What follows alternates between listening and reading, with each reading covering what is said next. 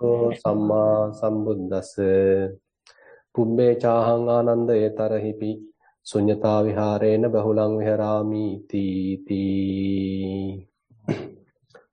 Dear venerable brother, Dhamma friends, so just before getting to the theme of this retreat, actually I thought of discussing few initial steps basically related to the various supports that we are giving throughout the retreat. Usually these things we discuss on the very first Dhamma sermon at Nissarana. So 5 supports.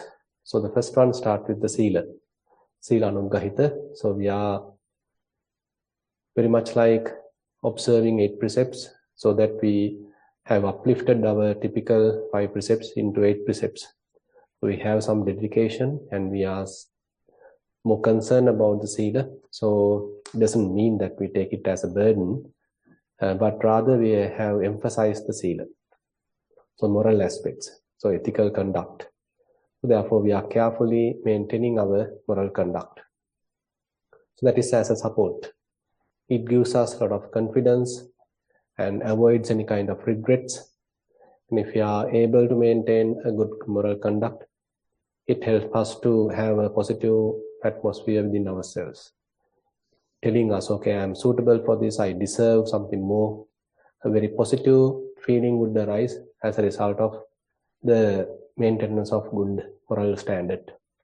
So therefore Buddha mentioned the value of the support of moral conduct, morality, the Sila Anuggahita. Then he highlights about the Sutta Anuggahita, understanding, listening, reading as today of Buddha's teaching. Because he is the teacher and he has explained really deeper stuff in a really beautiful way and again in a simple way so that we all can understand. So as much as possible we are associating, we are reading, we are knowing, learning the Buddha's teaching, the Sutta Anuggahita. But as you all know, during the sitting, during our meditation session, basically we have to maintain a relaxed mind, a fairly peaceful mind. So if we put many things in our mind, that's also difficult. Actually, this we will discuss today also further in the Dhamma sermon. So I have to have some limit in that sense, particularly when we are sitting. So we have to have a beginner's mind. We are talking of beginner's mind. Not thinking that I am an expert, I know everything. So we are very much like maintaining a very peaceful, simple type of mentality. So that is further highlighted by the Buddha. Like you are carrying a whole load, a large load. If you are going to cross to another place, assume that you are riding a boat, rowing a boat, and if you have a lot of things, then it would be very difficult for you to cross to the other shore. So Buddha invites us to therefore unload the things. So there's a very beautiful Dhammapada verse related to that. Sincha bhikkhu imang navang sitta te lahu messati. So Buddha invites us to unload what we have in our minds. So that is very important during our meditation. So if we have so many things in our mind, loaded, crowded, burdened, then that is not the proper atmosphere, proper attitude we need to maintain. Rather, we have to relax, calm down, peaceful. So therefore, the Sutta Jnana or the knowledge through what we are gathering through learning has 2 sides in a way. So we have to learn, we have to remember, we have to contemplate, we have to analyze. But at the same time, should have a capacity to keep it aside. Have the mind very relaxed. So that is something as a warning that most of you are fairly educated, learning Dhamma. But at the same time, we have to have the ability to keep it aside also, so that the mind does not feel burdened, not crowded, but relaxed. And then Buddha further highlights about the Sakacca Anuggahita, where we need to maintain, conduct a kind of a discussion in case we have any doubts, or if we want to affirm about our understanding, verify our understanding. So then Buddha recommends about the discussions. Sometimes our own understanding might not be correct. There may be a better understanding, better way of looking at things. And again, as we continue the path, so whatever the decision that we have taken in between for a particular situation could be the correct decision or could not be the correct decision. There may be a better decision. So these things are the ones that we are discussing. So that's why we had an open discussion. We all can contribute and share our knowledge. And again, that will be helpful to encourage ourselves. And again, if someone else asks my own question, then I also get the benefit. Sometimes I can't put my question properly, write it properly, correctly, but someone else can do it. So he or she has the same question I have. In such situation, I am also getting the benefit. So likewise, there are many benefits in this discussion. So that's why I invite all of you to participate in the discussion, even in a little way, so that we are all thriving, we are all learning from each other, encouraging each other.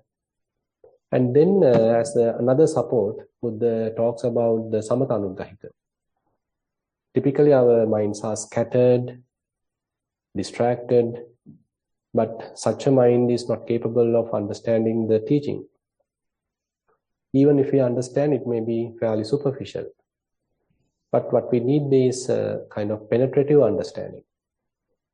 The yoniso manasikara, looking at the causes, looking at the roots, source.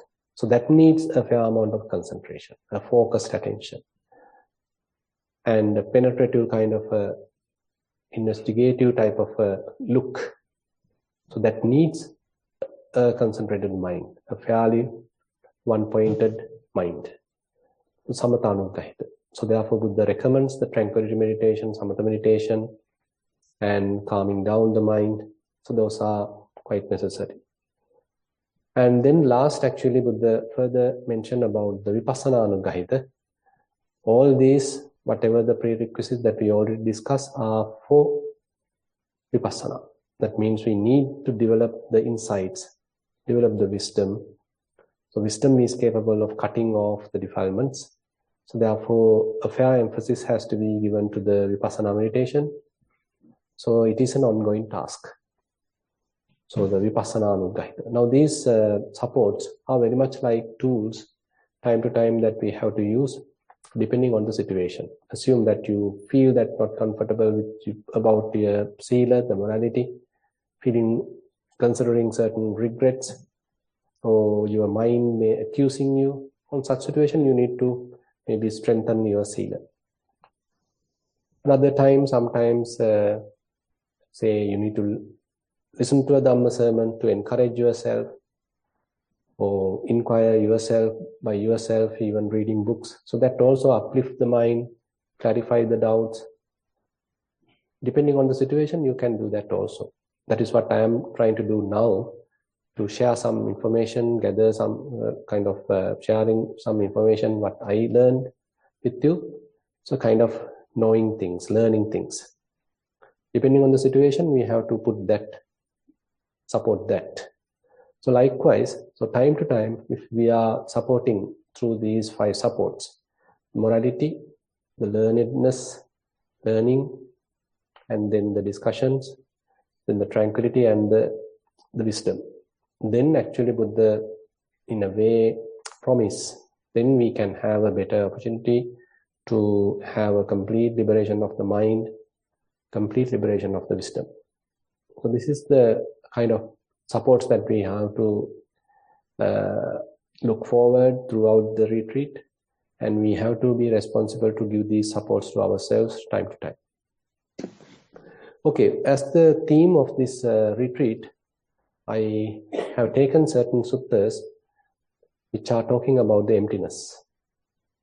So once I came to the Jhana grove, so we log into the Wi-Fi, so the password also emptiness. So it's interesting. So we have to talk about that secret word now. So very interesting incident happened during the Buddha's time. So we'll start with that. So once Buddha was living in Migaramatu Pasada. You know that there were two main monasteries in Shravatti. One is built by Anathapindika, that is the very famous monastery, Jetvanarama. The other one built by who? Visakha. So that is again named as Migaramatu, because Migara is her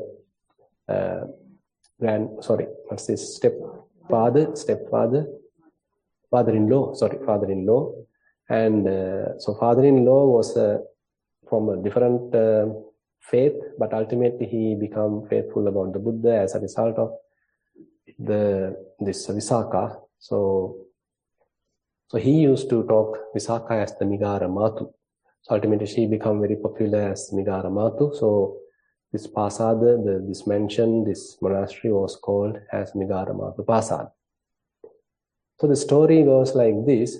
So at that one occasion, while Buddha and the Sangha living there, Venerable Ananda come to the Buddha and he reminds about a particular incident happened at another place called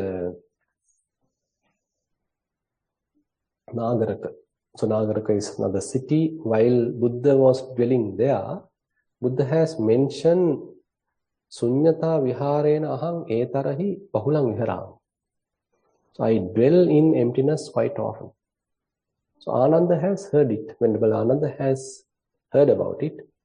But now he wants to know about it. He wants to assure whether he heard the correct thing.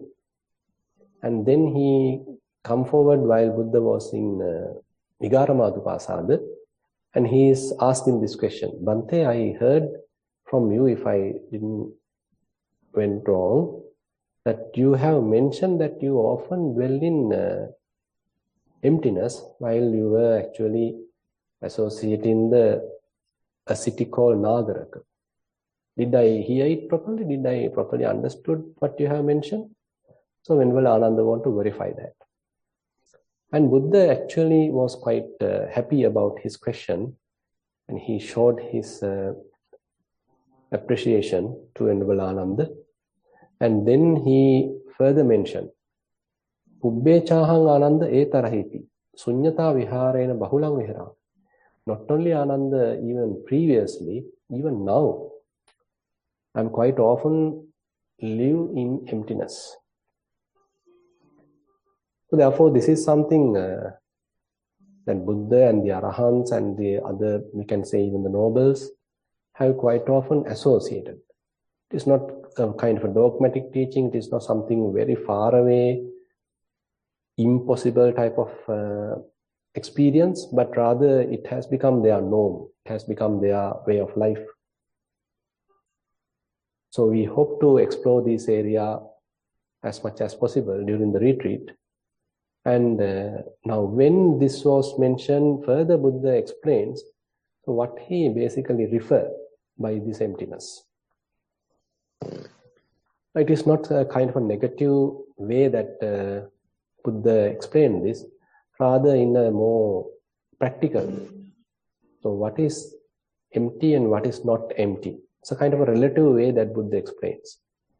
He's using very trivial examples to explain this process, how we are gradually arriving more and more subtle states, giving up more gross, rough, burden states.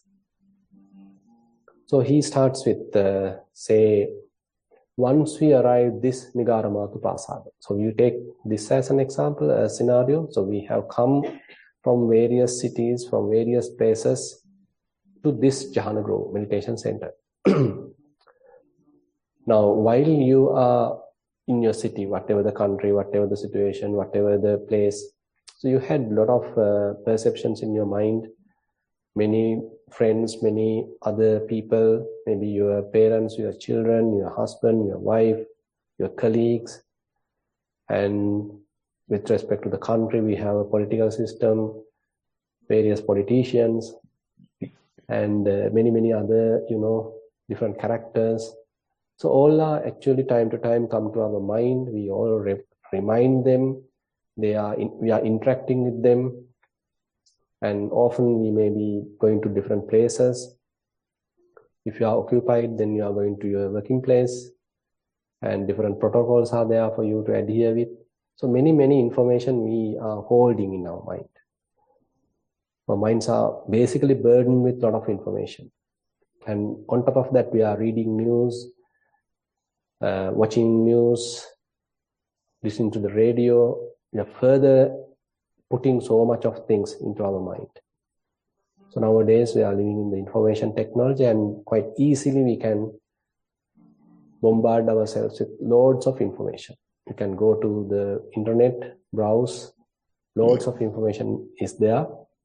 So we are very much like accumulated with so many things, filled with so much of information, and we are associating so many other people and going through various events. So our lives are fairly crowded in a way, very complicated. So once we come here to the monastery, now still we have a certain amount of information available. So we have a guideline to follow, and this is the timetable given. This is the way that I have to behave. This is the time I have to sit. This is the way I have to practice. So certain rules are there. Still certain events are there. At the same time, we have a setup here, and it looks like this. Certain buildings are there, monasteries are there, people are there, yogis are there. So currently we have these things. So you have something, but don't have the previous things. So what you had while you were at your home, at your office, you had so many things, but after coming here, you have comparatively little things, few things. So the point is, so we have abandoned so much of things, but still we have something. We can say we are empty of so many vehicles. We are empty of highways. We are empty of, say, signal lights. We are empty of siren sounds. We are empty of a lot of people. Empty of our occupation. Empty of this, empty of that, empty of news, blah, blah, blah. So many things are there. We are empty of. But we are not empty of, say, our rules here, the regulations here, the monastery setup here. So the yogis here, we are not empty of. So relatively, so you can understand. So this is a kind of way that the Buddha highlights, explains. So we are empty of very gross, complicated, vast amount of information, but not empty of some little few information. Now, Buddha doesn't stop there. Now, once we sit here, once we are walking, now we are trying to be with ourselves. Even though many others are among us, we are not paying much attention to that, but we are trying to maintain attention with ourselves. We are developing body awareness, being with ourselves as much as possible. Here, now I am sitting. So you even close your eyes. Then, so once assume that you are able to establish yourself to yourself, completely mindful about your body.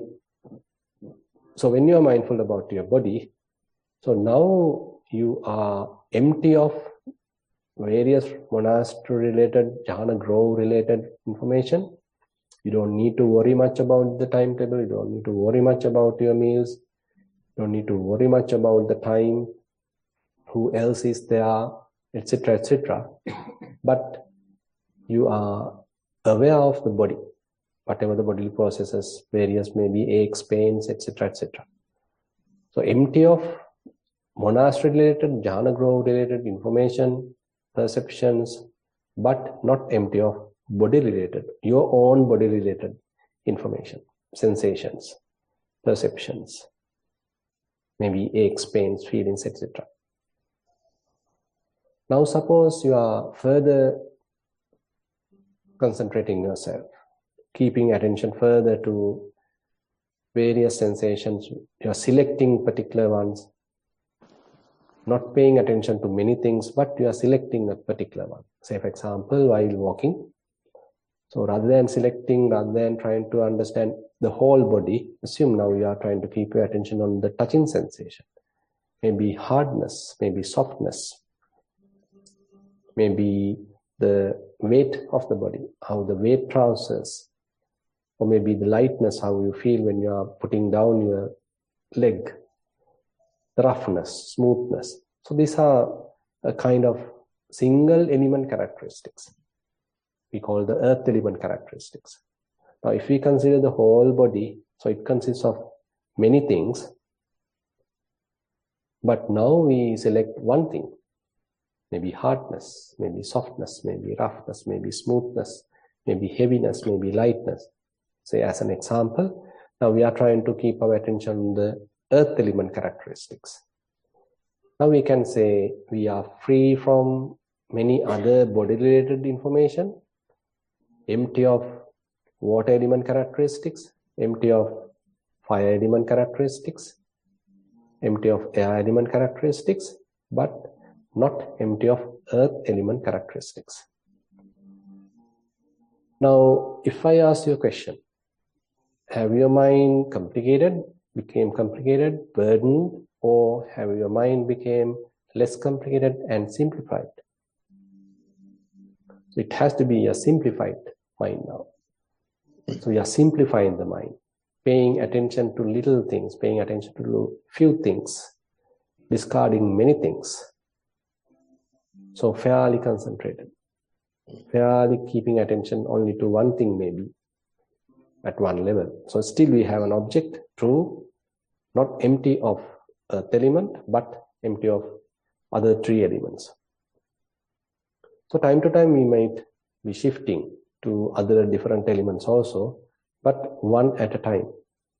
So in a way, it's a practical way that to abandon, to unload unnecessary information, but paying attention to one thing, simplifying our attention, focusing our attention.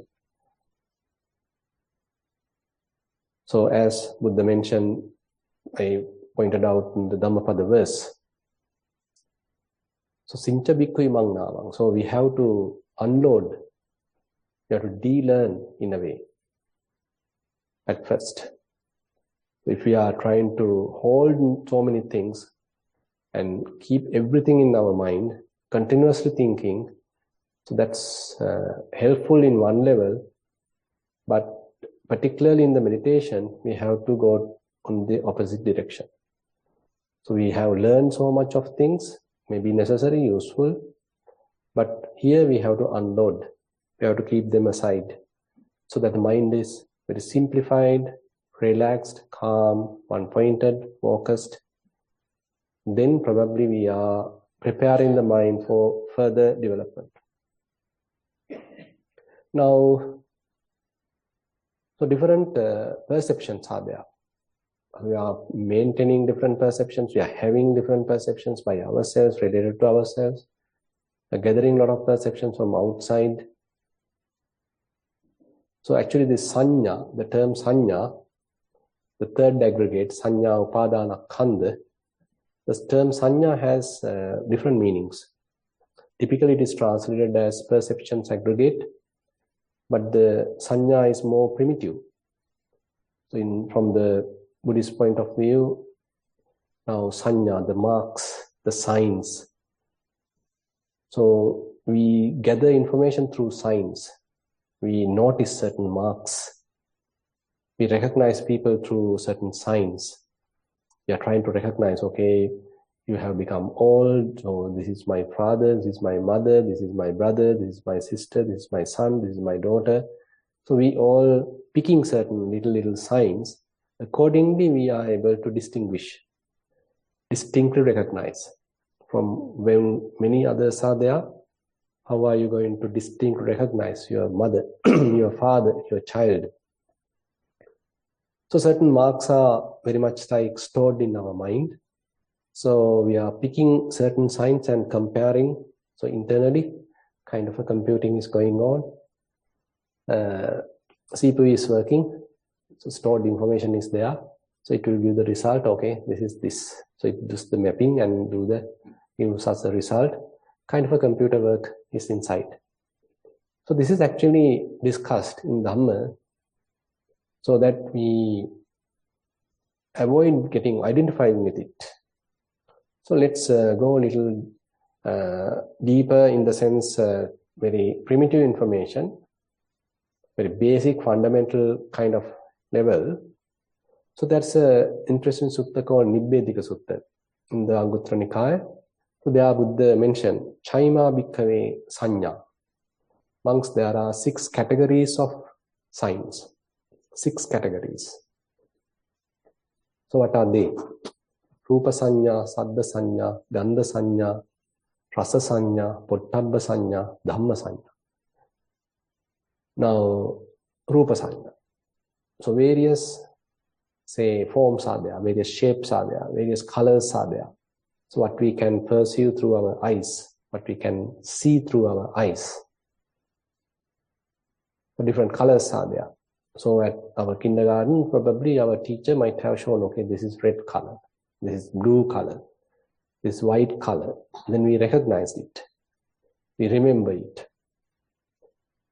So it is now stored in our mind. This is red color, this is blue color. So everybody agrees on that, okay, showing a particular color. So our teacher has taught us, okay, this is red color. Another card she has taken, okay, this is white color. So we all remember that. So whenever next time we see the same color, okay, then we recognize, this is red color, this is blue color. Because we have learned that. It is stored in the mind. So Buddha mentioned that even. So sanjanati, you are recognizing.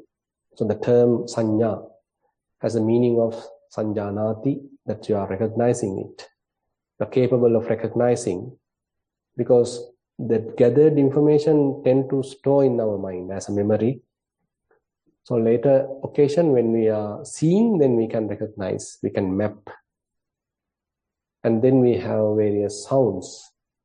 So you can recognize when, say, a cat makes a sound, you can recognize. When a dog makes a sound, you can recognize. Distinctly recognize. It has some individual kind of characteristics. Some intrinsic characteristics are there. So different sounds. Now, not only that, even if we consider two humans, say different singers are singing different songs. So you can recognize, okay, this is that particular singer singing at this particular sound, this particular tone. So you can recognize even as two people when they are talking, when they are singing. So even then you can recognize using very slight differences. You can even recognize, okay, this is this person who is talking. So likewise, we have certain signs, marks attributed to different sounds. Accordingly, we can recognize. Similarly, different tastes. So easily we can recognize, okay, this is the taste of, say, sweet taste. This may be the bitter taste. This may be the salt taste. Those are quite easy. But even, say, sweet, different varieties of sweet, you can recognize. Even though we generally call it is sweet, but different tastes are there with respect to even the sweet. So now we are going very deep, subtle recognition of taste. And then, of course, the odors, different smells are there. Different tangibles are there. When you are touching, going through certain tangibles, you can again recognize. And again, certain mental images are there. Mental images come into your mind. You recognize, okay, this is a mental image, but sometimes we go beyond that. Anyway, we'll come to that later. So different mental images are there. Accordingly, you can recognize. Now, this is called what we call as the sanya vemattata, kind of diversity of signs, explained in this Nibbedika Sutta.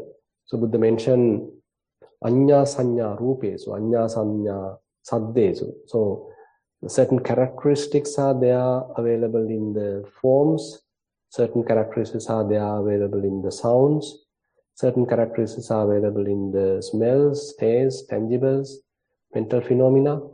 So they have their distinct characteristics. So kind of variety is there, diversity is there. Now the interesting thing is our senses can pick those little things, but very limited. So our eyes can pick the colors, the shapes. Our ears can pick certain range of sounds. Our nose can pick certain range of odors. Our tongue can pick certain range of tastes. Our nose can pick certain range of odors. Body can pick certain range of pressure, temperature. And mind also can pick something. Okay, different range of perceptions. Now that's why, so our range might differ from someone else's range. So a very interesting incident happened as I arrived to Perth. So we were gathered in the line. So I had to declare what I was carrying. So I have declared, because I carried certain Ayurvedic medicine, so I declared I have these things. Put the cross mark there, so they lined up to different line. So kind of a punishment. And now the stress is little building up because, you know, when coming to a different country with a little different clothing style and they are put into a different line, then she checked this, what is there? You have declared this, okay, you go to that line, and I went to that line. I was there, then another security person came and, okay, declaring that, okay, you keep your bag here, you sit here, stand up, good. Put another person, stand up, good. So everybody is anxiously waiting and maybe stress building up. Then instantly one girl took a dog, very high one, and he did just this, you know, this way, that way, just sniff here and there. He quickly okayed me and I was able to come in. Ultimately, the visa was given by that very, you know, generous dog.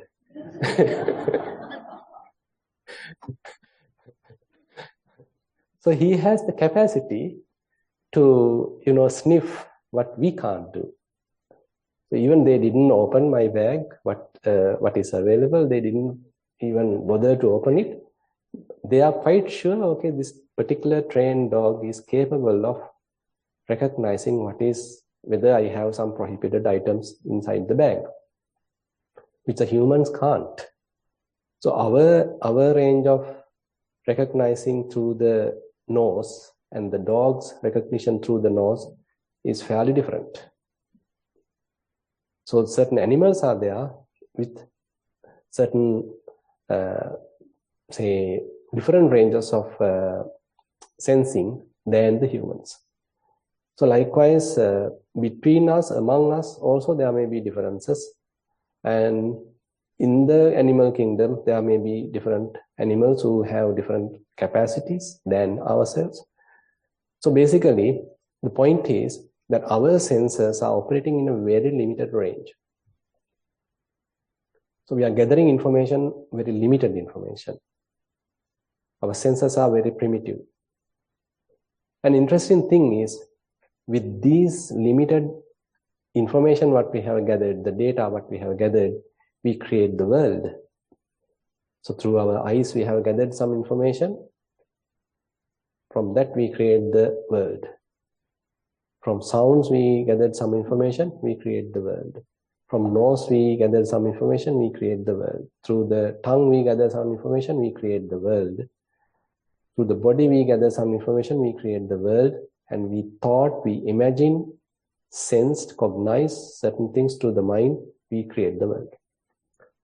So we are using the 6 senses to interact with the world and we create our own world. That is one side. And on the other hand, now when we are using these senses, when we are using our faculties, these 6 sense bases, now, as I said, they are quite primitive. They have very short ranges, very fair limitations are there. And on top of that, we put our own stuff, our own likes, our own dislikes, our own perceptions, stored perceptions, our own prejudices into the picture. So the situation becomes more and more complicated now. So it is quite easy to discuss only at the sensory level. Okay, if I am simply operating through the senses, okay, my eyes are there, I can pick the shape, the colors, then I'm processing it inside, maybe straightforward. I am listening to various sounds, I can pick certain signs, and I'm operating based on that information. Maybe straightforward. But the situation becomes more and more complicated when during that gathering time, I am putting my own stuff into the operation, my own prejudices, my own pre-stored ideas, my own views into the picture, and I am coloring the whole experience now. So this is what typically happens. So we are not keeping the raw data as raw data, but on top of raw data, we are adding our own subjective data, prejudices, our own judgments, our own perceptions, our own imaginations into the picture, to the experience. Now the whole thing becomes very complicated. And Buddha discussed about what we call vipallasa, distortions or inversions. Now, since the primitive nature of our senses, it can't comprehend very subtle changes available in the sensory data. Say, for example, if you want to take a picture using an old camera, so you ask whoever in front to remain calm, quiet, not making any movement, then only you can take the picture. Nowadays, cameras are fairly, developed, so you can take a moving picture, capture a moving picture. But suppose typically that we are asking in front of the people, okay, whoever that we are going to image, okay, just remain calm, don't make any movement, I'm going to take the picture. So in a way, we expect some amount of permanence. So the senses are depending on that capturing information when it is there at that moment, but that should not change quickly. If it changes quickly, this sensor can't get that information. So in a way, so this whole process of gathering information has underneath a perception of permanence. So we need a perception of permanence to operate so that the sensors are capable of gathering the information, gathering the data. So this becomes kind of a way that we are operating then. So at different levels. So at the sensory level, when we are recognizing things are to be permanent, then we are able to capture that information. And once that information being processed inside the mind, what we call as thinking, there also we are getting into the permanence, the notion of permanence, perception of permanence. Based on that, we come to a conclusion, a decision that is also distorted. There are also the influence coming from the permanence, the notion of permanence. So therefore, Buddha actually discussed different levels, actually 3 levels of these distortions. The very basic fundamental level is the sensory level, the recognition part. We go wrong. What is impermanent, we are not capable of seeing, knowing, capturing as impermanent, but we perceive as permanent. That is at the very fundamental level. Capturing information, recognition, sanya level, sanya vipallasa. And then, based on that, we think, but I have information, so I am thinking now. So at the thinking level, again, our thinking pattern or thinking way completely distorted, what we call as a chitta vipallasa. We can't perceive the impermanence. Instead, I am putting things as permanent. Further, based on that, I am coming to a conclusion, coming to a particular view. That's what I am going to adhere with. That is also wrong. That is also a distorted decision, distorted conclusion, a view. Ditti vipallasa. Now, not only that, actually, Buddha elaborates to different levels. Now, we have just talked about we are being distorted at the level of impermanent things as permanent.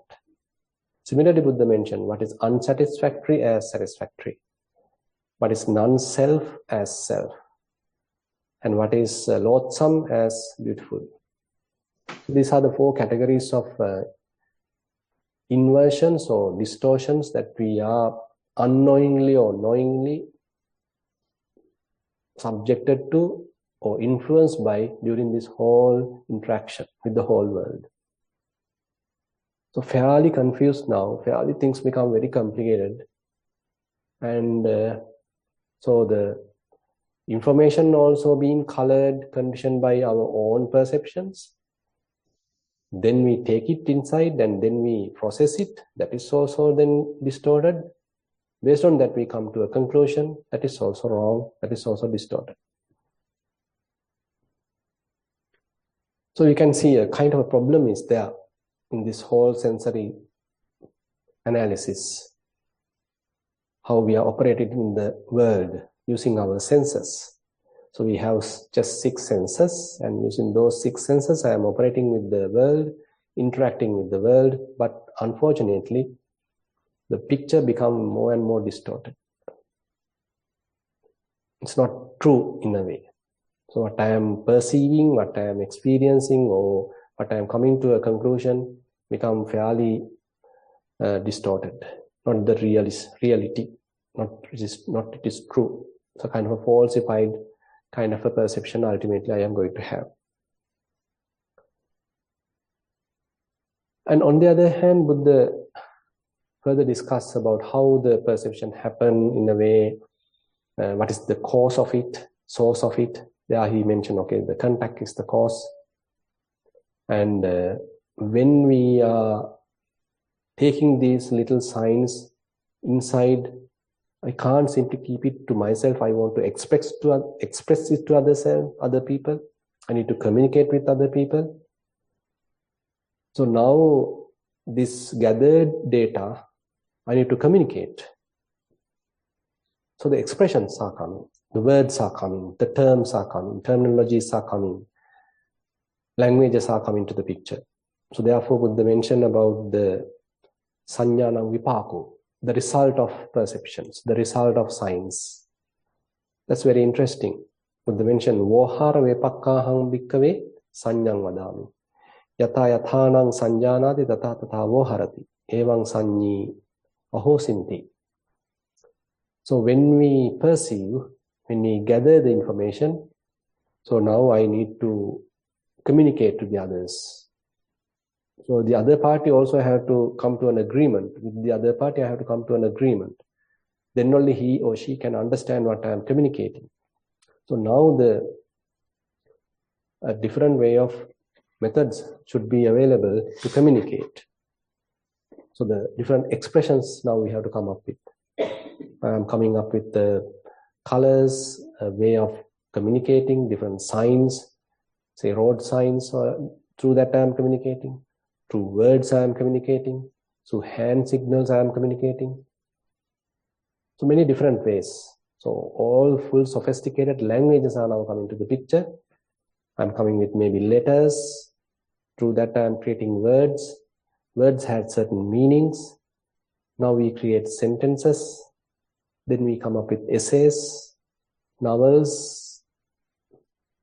Ultimately, everything comes to the mind and we become complete, what? Lunatics? Yeah, many descriptions, proliferations, so the mind becomes fully confused in a way. So our learning process, our education is much involved with gathering so much of information.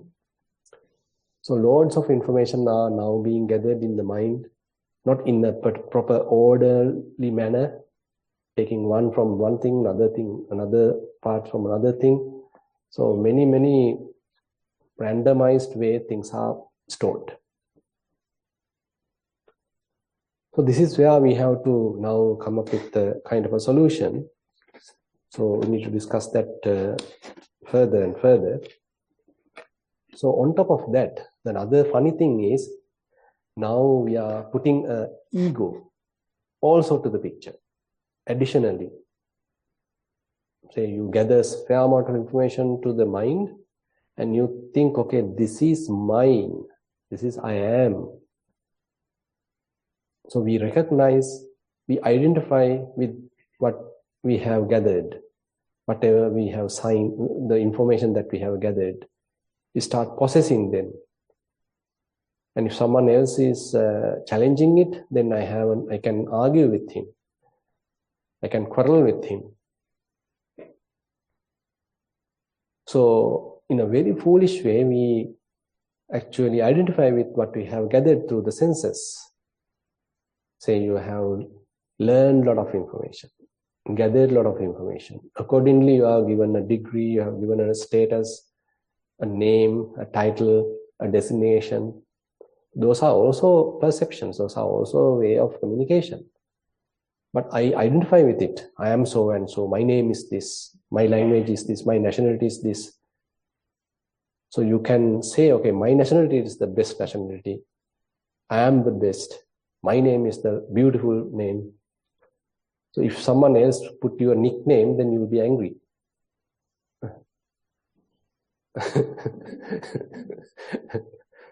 So nickname also helps to identify.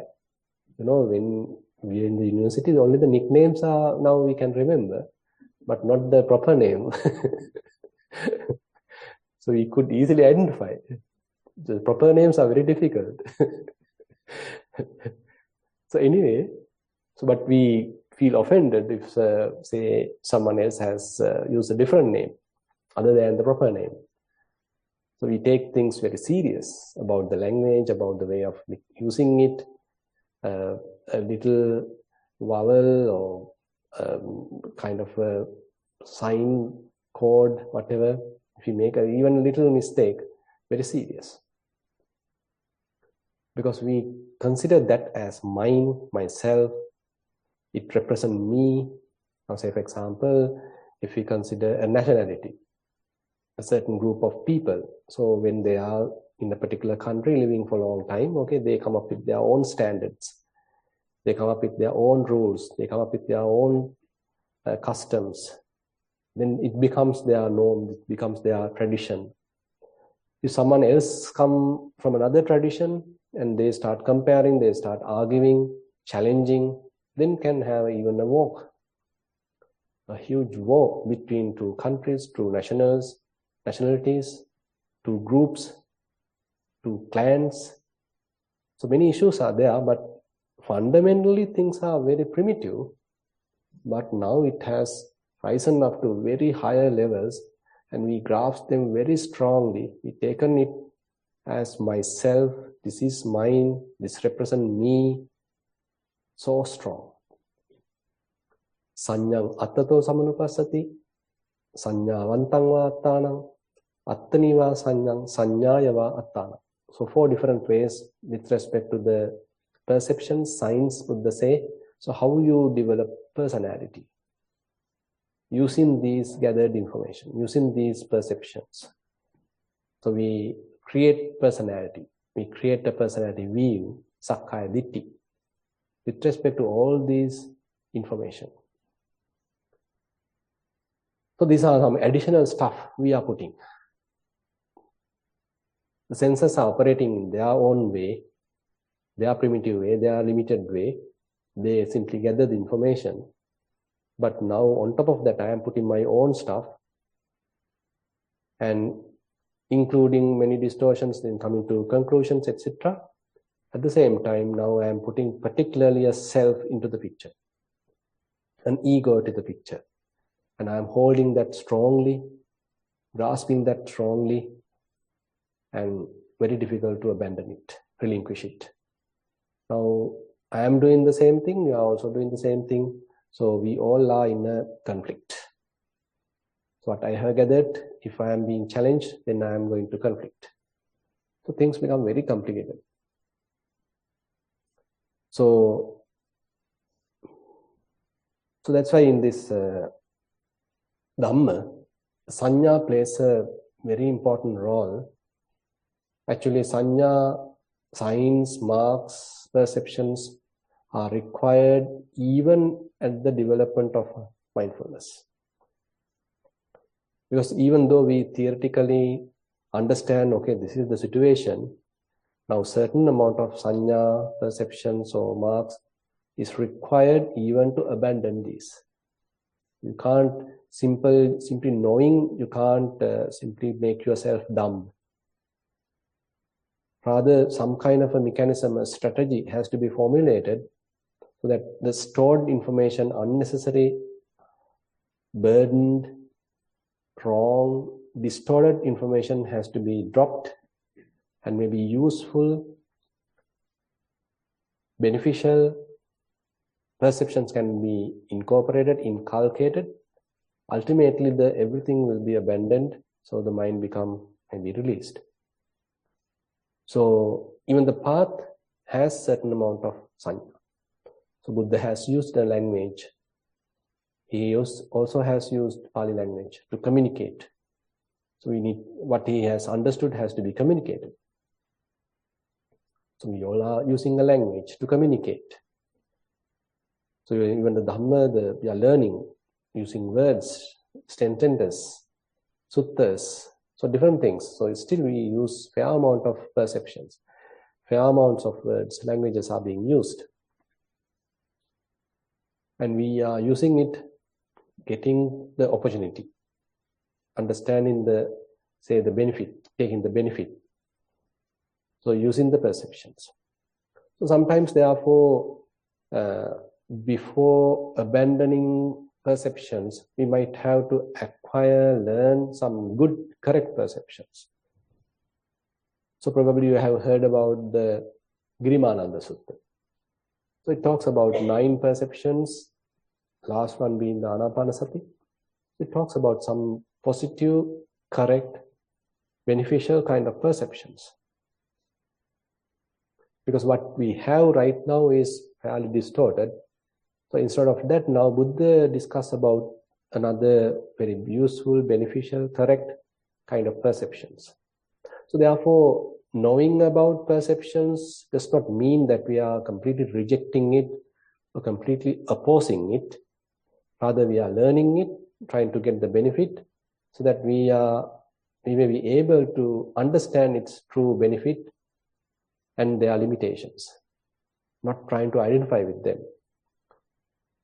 So it's necessary to understand fair amount of perceptions. So we may be using certain words. And on the other hand, say while meditation, say during the practice, so we have to keep the mind very relaxed, very simplified, so as much as possible, less perceptions. So that's why we are trying to reduce it.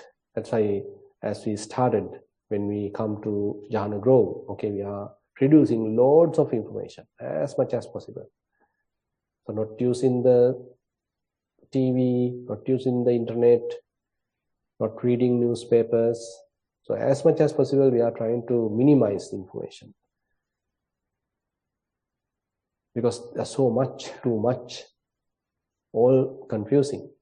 Now we come to a kind of a seclusion, minimizing things, simplifying things. So it is a must. So therefore, try to simplify yourself. Be with yourself, not thinking too much right now, at least for these couple of days. Have a little rest to the mind. Because already we have put too many things. Already things have corrupted. So now we are trying to relax it, trying to unscrew it, de-learn it, unload it. Then mind becomes somewhat relaxed, lighter, peaceful. So such atmosphere is essential. So that's why, if we think, so I am holding these many degrees, I am holding these much of titles, so the path should be very easy for me, very unlikely. While we are having all that, if we know how to unload it, keep it aside and make the mind very simple, then that's pretty good. So learnedness is something very essential, but at the same time, we should know how to handle it properly. And with respect to the sanya, so we need to learn some more how to deal with it. And what are the impacts or repercussions holding all that, what has happened to us. So now we need to investigate that. And how are we going to free the mind from sanya, the perceptions, using the necessary useful perceptions we have to learn. A fair amount of suttas are there to explain this. So we are going to explore these suttas because we are living in this whole different world of perceptions. So now we have to know the reality of them. So we'll explore all these in the coming few days, and hope you all have some ground information, what has happened to our minds and how we have gathered so much of information, what is the impact which have made in us. So with that note, I'd like to conclude today's Dhamma sermon. Thank you very much for attentive listening. Okay, I think we can spend few minutes sharing merits as usual. So typically at the end of the Dhamma sermon, we do a brief sharing of merits. So we all gathered here, spend fair amount of time in developing mindfulness and developing concentration, peacefulness of the mind, and developing wisdom. And again, we have participated to a Dhamma discussion and again listened to a Dhamma sermon, maintaining good moral standards. And some of you are again participating in the offering dana. So all these things are fairly wholesome work, wholesome deeds. So whatever the information, whatever the merit that we have accumulated, we share with all the celestial beings, we share with all the past relatives, and we share with all the beings who are in need of merits. And again, we wish these merits help us also to understand Buddha's teaching, practice it to the best of our ability, and to attain path, Bhushan, Nibbana. And we will recite the traditional verses.